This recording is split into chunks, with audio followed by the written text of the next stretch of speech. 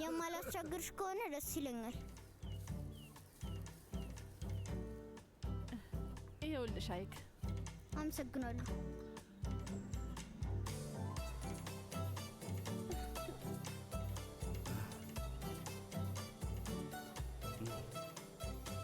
እንደምትወደው እርግጠኛ ነኝ። አመሰግናለሁ። ነይ ውዴ፣ አንቺም ወደዚህ ወደ ጠረጴዛው ቀረቢ። ከሪም። አቤት ጌታዬ። በሌላ መንገድ እንድታየው አልፈልግም፣ ግን ቅድም ብላ ስንልህ ቁርሴን በልቻለሁ አላልክም ነበር እንዴ? ግን ዴኒዝን ማስከፋት አልችልም። ውዴ፣ አንተም ዳቦ በማርና በቅቤ ትፈልጋለህ? ባህር፣ እባክህ ለእኔ ስትል አንድ ጉርሻ ብቻ እባክህ ይበል።